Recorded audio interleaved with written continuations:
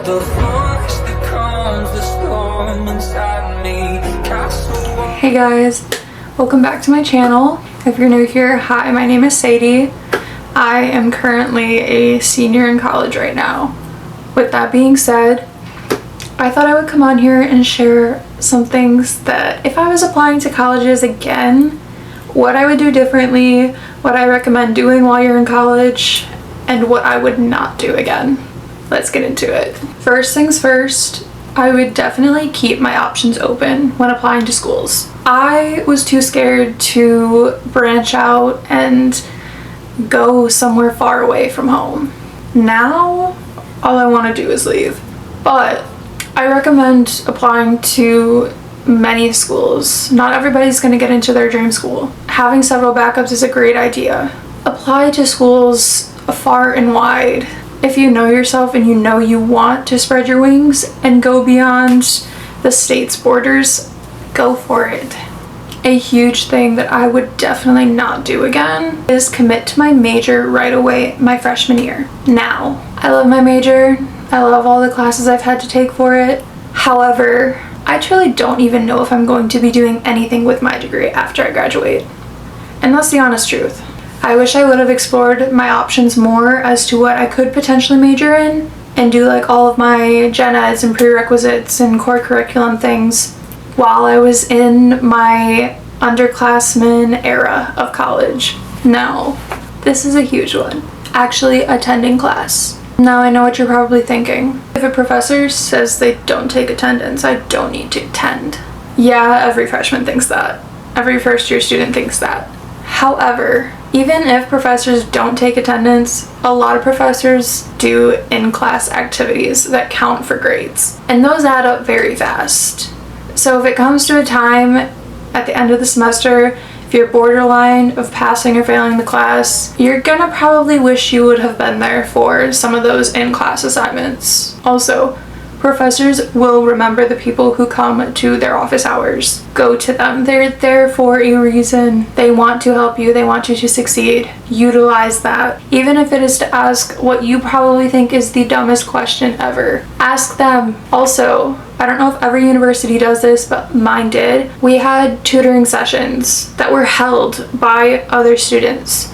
So you're being helped by your peers in a way to understand it in your language. Sometimes professors who are much older than you learn differently, they teach differently, and you don't necessarily learn with their teaching style. Having somebody your age help you is very nice because they understand you. Now, study. I cannot stress studying enough. If you are like me and you could easily just coast through high school without studying, props to you. I was like that in high school, and I came to college and my very first exam was rough. You definitely have a rude awakening, and it takes forever, but it's so worth it. Finding what study methods work best for you. You might have to try numerous and fail numerous times before you do. However, it will help in the long run of things. Not everybody learns the same, not everybody retains information the same. Everybody has their own study methods. Find what works for you. A lot of times people come to college and they don't know anybody. They just want to make friends. They want to have those bonds, those connections. However, you might be very introverted like myself and not want to talk to people and get out of your comfort zone. Unfortunately, you do want to push your bubble. Most campuses have several student-run organizations that help you with all of your interests to make friends. I joined a dance organization. I have made some of my lifelong friends through this organization, and I could not be happier. Some people find their friends in their roommates, their neighbors in their dorm halls, people they sit next to in class, or people literally find their friends at coffee shops on campus, or at the library, or well-known study places, student lounges.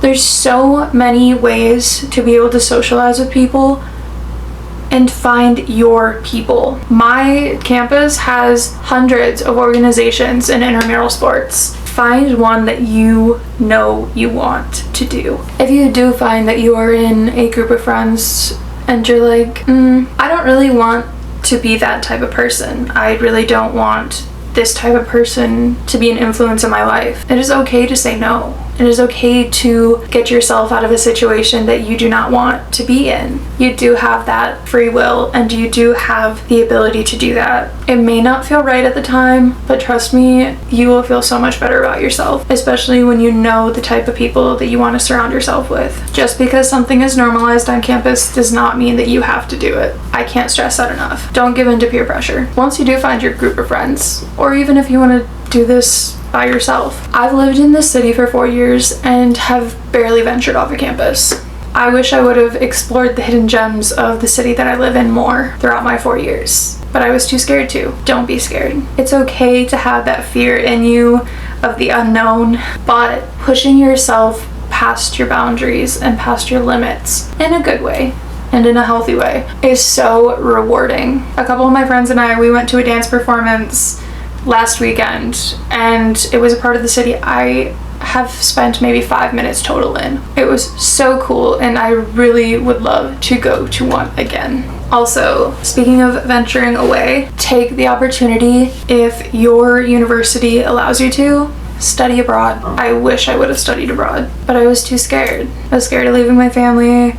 I was scared of all of the unknowns in my life. We only have one life to live. Might as well do all of these things now while you still have the opportunity to do it. I know I'm a very introverted person. I am very much the type of person who on a Friday night, they want to be sitting on their couch cuddling with their dog and watching a show on Netflix. It's just the truth. However, don't be the person who just stays in their room and in their dorm or in their apartment 24/7. One, you're gonna get cooped up and you're gonna feel like you're in a shoebox. Two, it's not healthy to stay away from social interaction that long. You will feel so much better if you get out and enjoy your campus.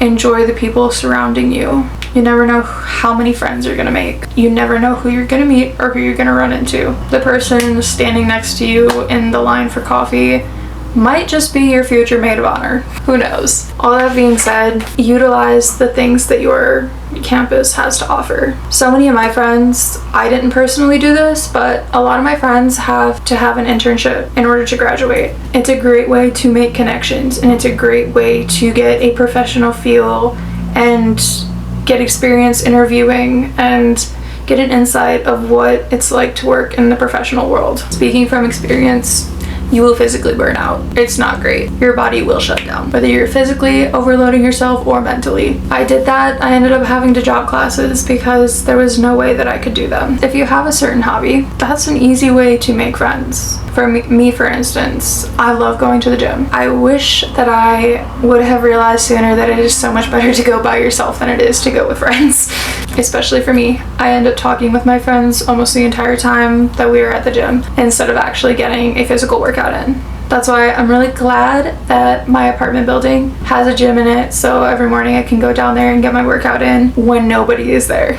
A lot of campuses have gyms. Use them. Utilize them. They are there for you to use. And who knows, you might just meet some of your best friends through that experience. And last but not least, I'm sure I have missed so many things, but these are just the things off the top of my head. Sleep. You don't need to be a night owl. You don't need to be the person to stay up until 4 o'clock in the morning studying. Your brain needs sleep. Your body needs sleep. Properly fueling yourself is very, very important too. Take it from somebody who has experienced all of this. Sleep is important. I could go on and on about that. These are just a few things that I would do differently / have done / would change. Would I go to my university again? It'd probably be one of my top contenders for sure, but who knows if I would have applied to more schools where I would have ended up. However, if I didn't go here, I definitely wouldn't have some of my best friends that I will be keeping in my life forever. Finding your hobbies and finding friends through those is amazing. I've blabbed on and on enough. I hope you guys have a wonderful day, and I will see you in my next video. Bye!